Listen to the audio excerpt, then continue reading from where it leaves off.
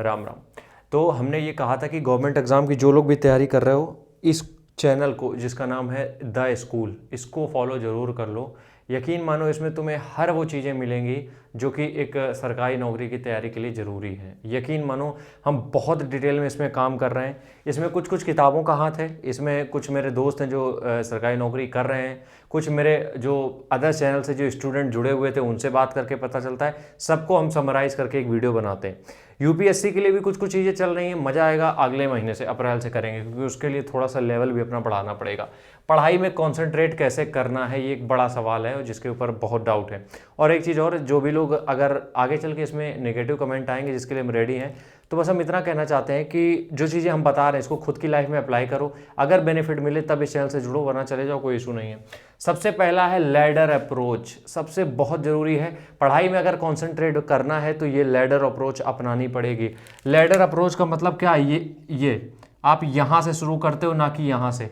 अगर यहाँ से शुरू किया है तो जाहिर सी बात है आप धीरे धीरे पहुँच भी सकते हो। यहाँ आप जंप मारने की डायरेक्ट कोशिश कर रहे हो, एक बार जाओगे, एक जीना है, चौथे जीने पे कूदना है तुम्हें। चौथी बार 2 बार कूदे, 3 बार कूदे, चौथी बार तुम्हारी टांग टूट गई, तुम गिर पड़े, मर गए, क्या मतलब हुआ? तुम्हें फ्रस्ट्रेशन आया, पढ़ाई बंद। इसी की तरीके कहा जाता है कि लैडर अप्रोच। इसका मतलब ये होता है कि बेसिक, सबसे बार बार यही कहा जाता है, चीज़ों की बेसिक समझो। जब तक उनकी तह नहीं समझोगे, जब तक बिल्डिंग की नींव नहीं बनी है, बिल्डिंग ध्वस्त होनी है। ठीक है, इसलिए लैडर अप्रोच का मतलब ये है, हड़बड़ाओ नहीं, नौकरी मिल जाएगी, कोई दिक्कत नहीं, लेकिन यहाँ से शुरू करो, ज़मीन से, और धीरे धीरे आगे बढ़ो। इससे तुम्हारा पढ़ाई में कॉन्सेंट्रेट बनेगा ही बनेगा। क्यों? क्योंकि जब तुम्हें चीज़ें समझ में आएंगी। देखो होता क्या है, हम लोग कर क्या रहे हैं, अब कुछ लोग हैं जो तैयारी के लिए सिर्फ प्रीवियस ईयर पेपर लगाते हैं, सिर्फ मॉक टेस्ट दे रहे हैं, कुछ नहीं। उनकी लाइफ में आता है फ्रस्ट्रेशन। क्यों? क्योंकि उनको सवाल आते ही नहीं है। तो जब तक तुम बेसिक समझोगे नहीं तो ऊपर पहुंच नहीं पाओगे। इसलिए सबसे पहला है बेसिक से चलो, लैडर अप्रोच। ठीक है, ये हमने कर लिया कवर।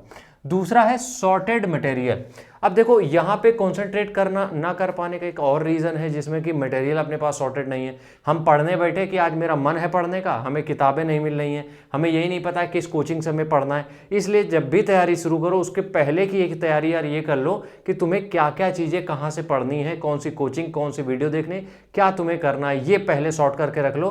क्योंकि यही चीज़ें दिक्कत देती हैं और यहाँ पर माइंड गड़बड़ हुआ, लग गई लंका। तो दूसरा यही है कि अपने जो कॉन्सेप्ट हैं वो क्लियर रखो बुक्स और कोचिंग को लेके। उसके बाद है फ्रस्ट्रेशन पर कंट्रोल।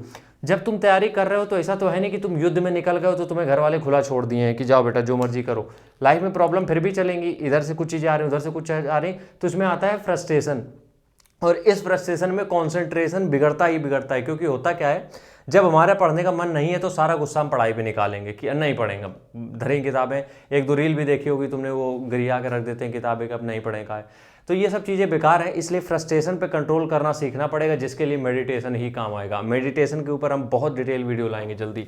ठीक है, उसके बाद है वातावरण, एनवायरनमेंट। अब देखो ये क्यों जरूरी है। अगर तुम मान लो, हम ये नहीं कह रहे हैं कि तुमने एक बढ़िया 2 BHK फ्लैट लिया है, उसमें चारों तरफ पोस्टर लगे हैं, भारत का मैप और वर्ल्ड का मैप, सारे मैप सजे धरे हैं, उसमें तुम पढ़ाई कर रहे हो, नहीं, इसका मतलब नहीं है। मतलब कहने का ये है, अगर तुम्हारे पास एक छोटा सा भी कमरा है लेकिन उसको इस तरह थोड़ा सा साफ सफाई करने की ज़रूरत है। क्योंकि अगर कमरे में इस तरीके की गंदगी है या कुछ भी है, पढ़ाई में मन नहीं लगेगा, उतना कॉन्सेंट्रेट नहीं कर पाओगे।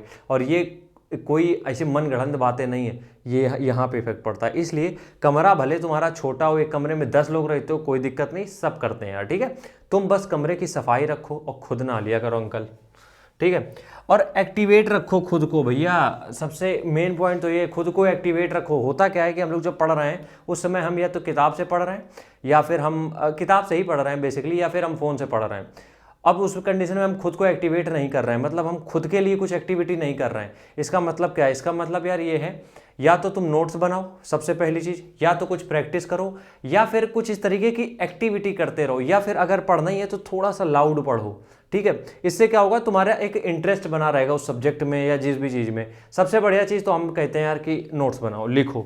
ठीक है, इसलिए एक्टिवेट रखो, जितनी देर भी पढ़ाई करो। अगला है स्मॉल टारगेट्स। अब होता क्या है कि हम लोग बना लेते हैं कि आज हम 6 किताबें खत्म कर देंगे, और ख़त्म होती नहीं है 2 ही। तो उससे होता क्या है कि अगले दिन जो हम पढ़ाई पे कंसंट्रेट करने वाले होते हैं वो नहीं हो पाता है, क्योंकि हमें पिछले दिन का गिल्ट रहता है। गिल्ट ना हो इसलिए टारगेट, स्मॉल टारगेट सेट करो। जितनी तुम्हें लग रहा है तुम्हारी जितनी क्षमता है, अगर पढ़ाई शुरू करी तो उस क्षमता का भी कम से कम स्टार्ट करो, धीरे धीरे उसको बढ़ाते जाओ, आराम से तुम अचीव कर ले जाओगे। अगला है स्लीप। अब देखो कुछ लोग हैं कि 24 घंटे में 22 घंटे पढ़ रहे हैं, 20 घंटे पढ़ रहे हैं, 16-18 घंटे पढ़ रहे हैं, कभी सिलेक्शन नहीं होगा, हम लिख के दे सकते हैं।